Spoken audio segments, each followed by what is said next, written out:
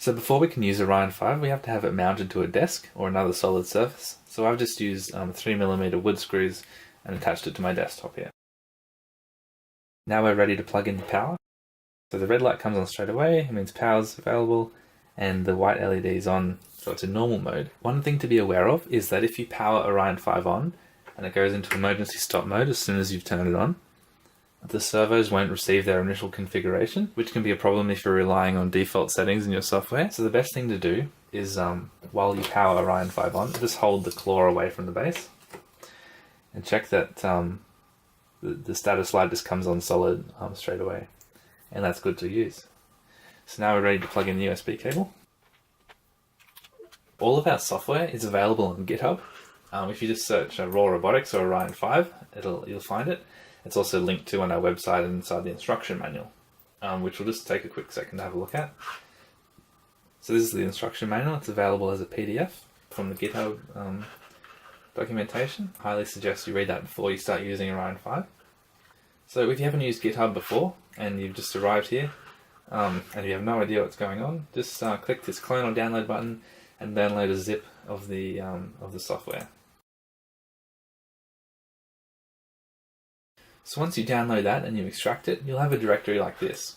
This here is the 3D visualizer or simulation environment that we created for Orion5. You can use this as a bit of a test environment when setting up your Orion5, or you can use it for a bit of fun. In a future update, you'll actually be able to use it as a full-on simulation environment where you can connect to the 3D simulator instead of the real Orion5 to test out your code in MATLAB or in Python. We can launch that just by double-clicking on it.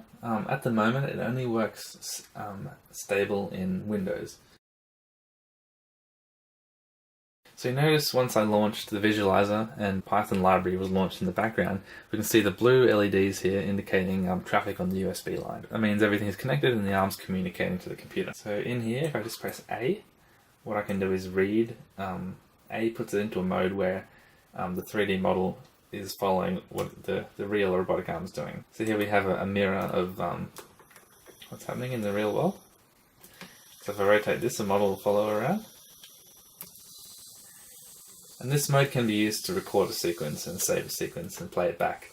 But we won't get into that right now. It's not really the purpose of this video. So I'm just going to press Q and I can start controlling the arm. So now the joints will be locked and you'll be able to move them by hand. And I can move some of these controls around to control the robotic arm.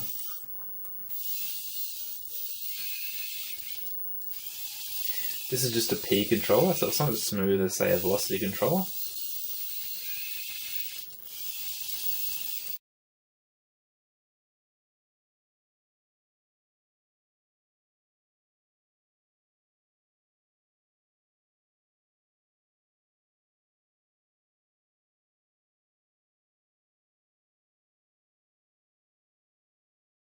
So once I've had my fun playing around with this environment, we can close that down and we've confirmed the Orion5 is working and everything's all good. So now what we can do is launch into some of the libraries. We have a Python library, Orion5.py, and we have the MATLAB library, which is Orion5.m. In order to use the MATLAB library, you actually need to launch Orion5server.py. So before we can use any of the libraries, we have to install some dependencies. Well, you need to have Python 3.6 or greater installed for best compatibility. And then you just need to install PySerial, and you can do that with pip. So one thing you might need to do when you plug in your Orion5 is see what port number it comes up in. In Windows, just go into Device Manager, into the ports, COM ports menu item here, and then look at what this number is. So I've got COM82. And with that, I'm just going to have to go into the Orion5 server and edit this line here and put COM82 there. So I'm going to use the MATLAB library today, so I'm going to first launch the Orion5 server. So I'm going to go...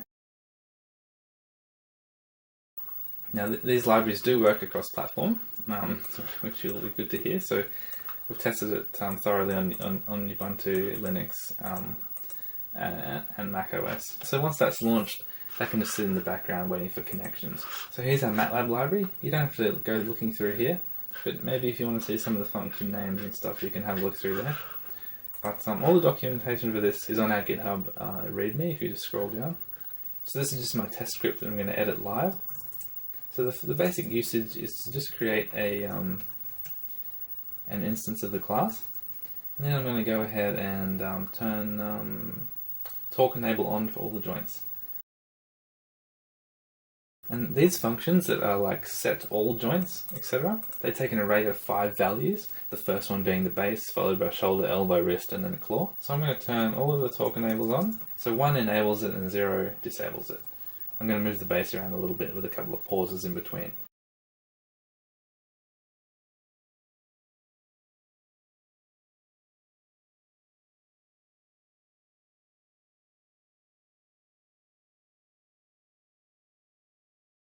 So I'm putting a pause at the end here because as soon as I call the stop function, this command might not go through. So if I run this now, we should see the base rotate through a full 360 revolution. So let's give that a test.